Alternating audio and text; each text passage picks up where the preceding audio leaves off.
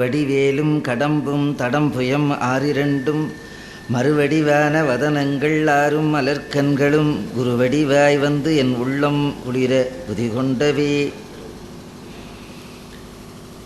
அன்பு நிறைந்த பெரியோர்கள் அனைவருக்கும் சிறியனுடைய பணிவான வணக்கங்கள். வேணுகோபால கிருஷ்ணசுவாமி திருக்கோயில் 62வது ஆண்டு கிருஷ்ண ஜெயந்தி உற்சவம். இந்த ஜெயந்தி உற்சவத்திலே சொல்விழா. இப்போல்லாம் நல்ல விஷயங்கள் சொல்கிறவங்களும் குறைஞ்சிட்டாங்க, கேட்குறவங்களும் குறைஞ்சிட்டாங்க. மகா பெரியவர்கள் 100 ஆண்டு காலம் வாழ்ந்தவர்கள், அவர்களிடம் போய் மக்கள் கேள்வி கேட்டாங்க. இந்த காலத்தில் கலியுகத்தில் நிறைய கொடுமைகள் நடக்கின்றனவே, இவைகளுக்கெல்லாம் குறைவதற்கு என்ன வழி என்று கேட்டார்கள். அதற்கு மகா பெரியவர்கள் சொன்னதை நான் அப்படியே சொல்கிறேன். நம் பாரத நாட்டிலே ராமாயணமும் பாரதமும் 2 கண்கள் போன்றது. அதை சொல்பவர்களும் குறைந்து விட்டார்கள், கேட்பவர்களும் குறைந்து விட்டார்கள். அதனால்தான் மக்கள் கஷ்டப்படுகிறார்கள் என்று மகா பெரியவர்கள் சொன்னார்கள். ஒரு காலகட்டத்திலே கோயில்களிலே 6 மாதம் ராமாயணம் நடக்குமா, இப்போ 6 மாதம் பாரதம் நடக்குமா. இப்போ அதெல்லாம் குறைஞ்சி போச்சு. இப்போ 3 நாள் நிகழ்ச்சி, 2 நாள் நிகழ்ச்சி. ஏதோ பெரியவங்க ரத்னசாமி செட்டியார் இவங்கெல்லாம் உட்காந்து இப்போ ஏற்பாடு பண்ணிக்கிறாங்க.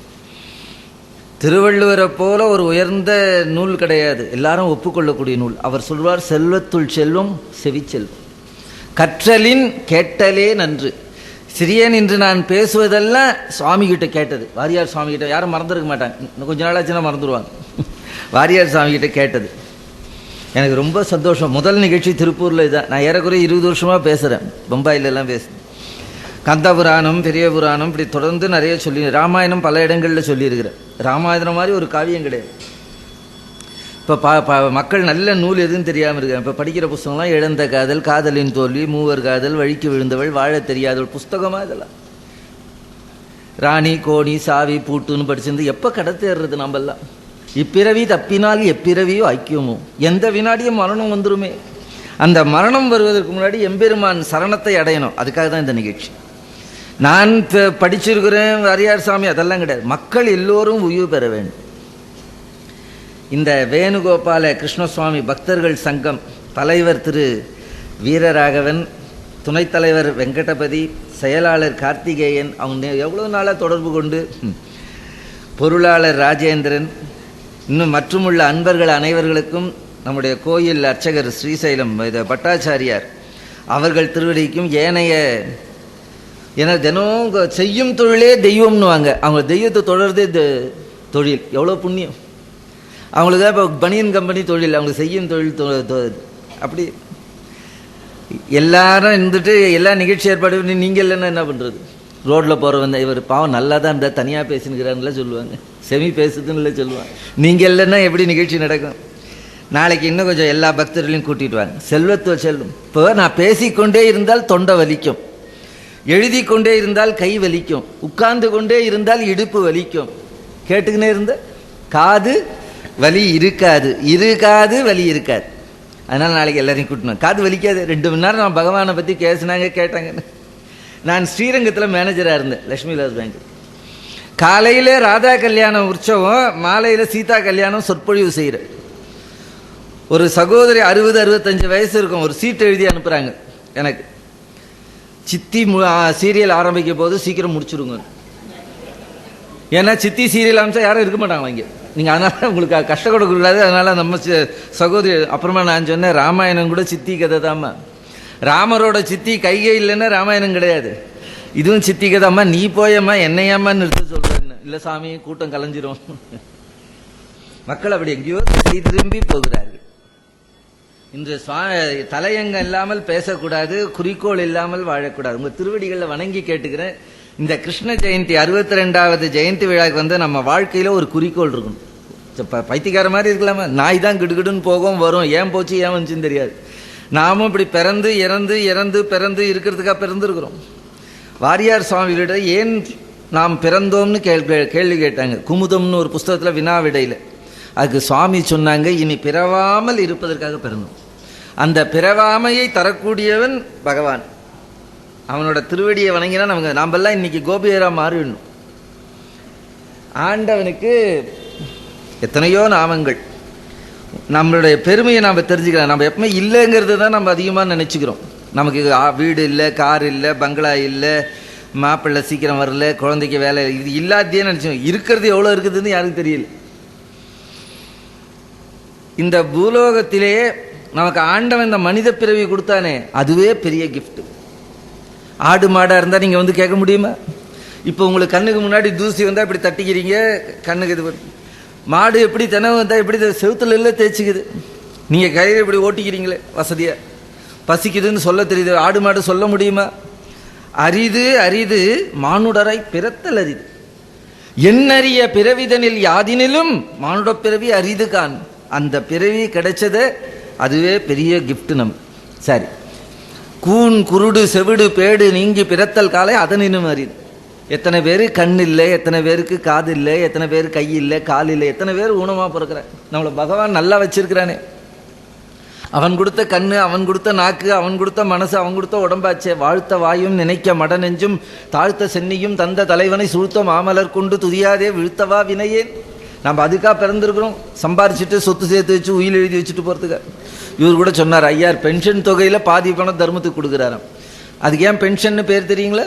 பெண்ணோ சொன்னோ காப்பாற்றாது, பெண்ணு சன்னு செய்கிற வேலை பென்ஷன் செய்தான், அதுதான் அதுக்கு பென்ஷன்னு பேராம். யாருக்காக எழுதிக்கிறேன்? முதியோர் இல்லத்தில் இருக்கணும், முதியோர் இல்லத்தில் இருக்கக்கூடாது. என்ன உலகம், அப்பா அம்மா காப்பாற்றாத என்ன வாழ்க்கை? தாயில் சிறந்த கோயிலும் இல்லை, ஈன்றாளின் என்ன கோயில் நான்மணி கடிகை சொல்லுது. தாயாரை விட சிறந்த கோயிலே கிடையாது. அன்னையும் பிதாவும் முன்னையறி தெய்வம். கணவன் மனைவிலாம் விட்டு கொடுத்து வாழணும். நாங்கள் இப்போ எப்படி இருக்குது, கணவன் மனைவியை விட்டுறேங்கிறா, மனைவி கணவனை விட்டுறேங்கிறா. விட்டு கொடுக்குற வாழ்க்கை இப்படியா இருக்கு. இப்போ வீட்டில் என்னடா அட்டாச்சுன்னு கேளுங்க, பாத்ரூம் ஒன்று தான் அட்டாச்சு பாத்ரூம், ஒருத்தர் அட்டாச்மெண்ட்டே கிடையாது. என்ன உலகம், எங்கேயோ திசை திரும்பி போகுது. இன்று முதல் நாம் அப்படி இருக்கக்கூடாது. எல்லாரும் ஆண்டவனுடைய குழந்தைகள், நாமெல்லாம் பகவான் கண்ணனுடைய குழந்தைகள். நாமெல்லாம் இந்த அந்த கோவிய ஸ்ரீகளுடைய பக்தியை பற்றி தான் பேச போகிறோம். யுகங்கள் 4 யுகம், கிருதயுகம், திரேதாயுகம், துவாபர யுகம், கலியுகம். பகவான் கண்ணன் அவதரித்தே துவாபர யுகத்துடைய முடிவில், ஏறக்குறைய இப்போதைக்கு 5000 வருஷத்துக்கு முன்னாடி துவாபர முடிவில் சுவாமி அவதரித்தார், மக்கள் நலம் பெறும் பொருட்டு. சுவாமி தசாவதாரம் எடுத்தார். அதில் ரொம்ப சிறப்பு ராமாவதாரமும் கிருஷ்ணாவதாரம். மக்களுக்கு அதிகமாக பயன்பட்டு மக்களுக்கு வாழ்ந்து காமிச்சார். நாம் எப்படி வாழ வேண்டும் என்று.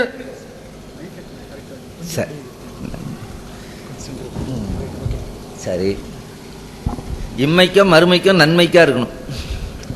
நல்லது. சரி சரி. இரவு நேரத்தில் நமக்கு மாலை கொடுத்தார். இரவு வந்துடுச்சு, மாலையும் கொடுத்தாங்க. அவங்களுக்கெல்லாம் நன்றி சொல்லணும்.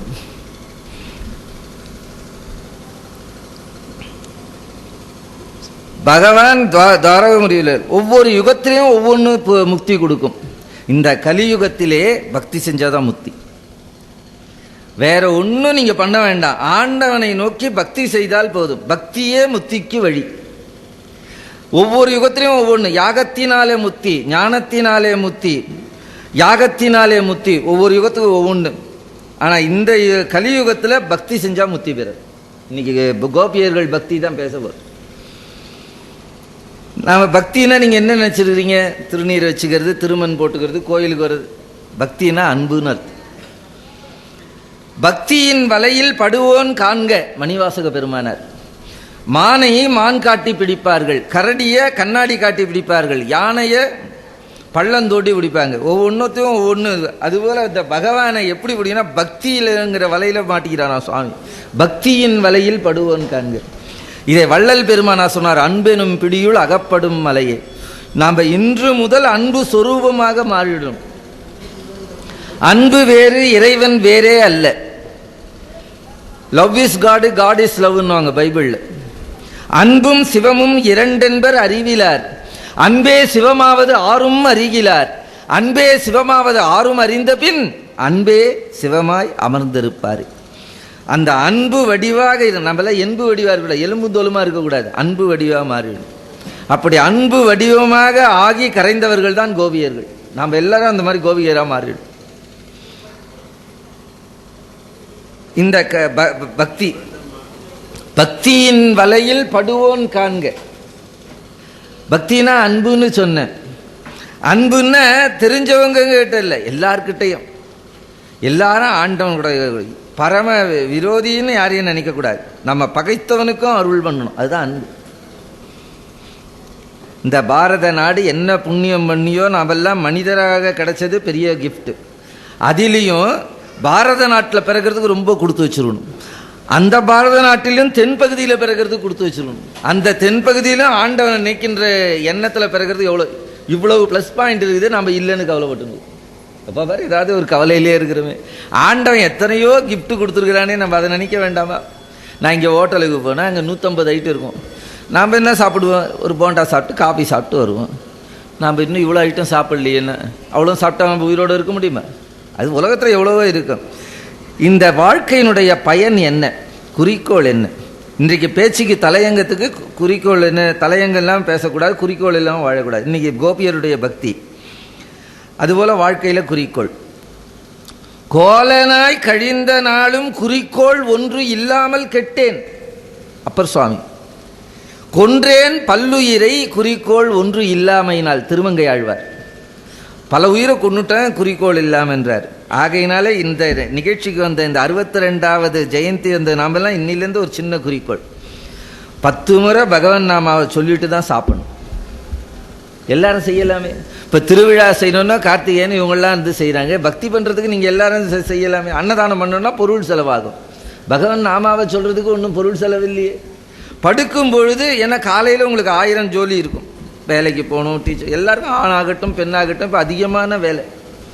படுக்கும் பொழுது தூங்குறதுக்கு முன்னாடி 10 முறை பகவான் நாமா வச்சு ஓம் நமோ நாராயணாய நம, ஓம் நமோ சார் ரொம்ப பெருசாக இருக்குது சார்.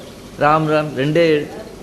ராம் ராம் ராம் ராம் ராம் ராம ராம ராம ராம. சிவசிவான்னு சொல்லலாம், முருகான்னு சொல்லலாம், நாராயணான்னு சொல்லலாம். எல்லாம் அந்த ஒரு பரபிரம்மம் தான்.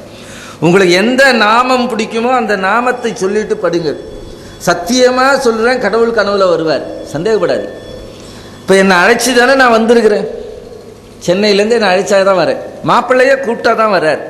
பகவானை நீங்கள் அழையுங்கள் கண்ணா, கருணை கடலே, கோபியருக்கெல்லாம் அருள் புரிந்த என் தேவே, நானும் உன் குழந்தைப்பா, எனக்கும் அருள் பண்ணுன்னு சொன்னேன். சந்தேகப்படக்கூடாது. மத்தளம் கொட்ட வரிசங்கம் நின்றுத மைத்துனன் நம்பி மதுசூதனன் என் கைத்தளம் பற்றவும் கனவு கண்டேன் தோழி. அந்த நாராயணன் விஆர்எஸ் வாங்கிட்டார், ரிட்டையர் ஆகிட்டார், பென்ஷனாக வாங்குறார். ஆண்டாளுக்கு அருள் பண்ணுவார், நமக்கு ஏன் பண்ண மாட்டார்? நாம் கூப்பல் பகவானை உள்ளம் உருகி கூப்பிட்டா நிச்சயம் வருவார். மால் வைத்த சிந்தை மயக்கமர என் தலைமையில் கால் வைக்கவும் கனவு கண்டேன் தோழி. தாய்மான சுவாமி வள்ளல் பெருமானார் முந்தா நேற்று வாழ்ந்த பாம்பன் சுவாமிகள் முருகனை கனவிலும் நனவிலும் தரிசனம் பண்ணார். இப்போ 19ஆம் நூற்றாண்டு இருக்கு. 1930 தான் சமாதியானார். சந்தேகப்படக்கூடாது. நமக்கு நிச்சயமாக இறைவன் அருள் பண்ணுவார். அந்த எண்ணம் வந்துடணும். ஆண்டவன் நமக்கு எவ்வளவோ நன்மை செய்திருக்கிறார். அதில் பெரிய நன்மை மனிதனாக பிறக்க வச்சு மனிதர்கள் இருக்கிற இடத்துல ரொம்ப குளிர் பிரதேசத்தில் இருந்தால் சாமி கும்பிட முடியாது. நான் அமெரிக்காவில் பேசினா எல்லாம் ஏசி ஆட்டு இதெல்லாம் வச்சு பண்ணிக்க வேண்டியது. ஊரே குளிர்ச்சியாக இருக்குது. அப்படி இல்லாமல் நல்ல மக்கள் வாழக்கூடிய இடத்துல இருந்து நல்ல விஷயத்தில் இருக்குது. ஆகையினாலே இவ்வளவு கருணை செய்த அந்த கண்ணனை நாம் நினைக்கணும். அப்படி நினச்சா என்னென்ன, நினைப்பவர் மனம் கோயிலாய் கொள்வது. யார் தொடர்ந்து நினைக்கிறாங்களோ அவங்க உள்ளத்தில் சுவாமி எம்பெருமானி எழுந்தருள்வாராம். நினைப்பவர் மனம் கோயிலாய் கொள்பவர். ஆகையினாலே உங்களை 2 விஷயம் கேட்டுக்கிறேன். சுவாமியை நினைக்கணும், அப்புறமா அவன் நாமத்தை சொல்லணும்.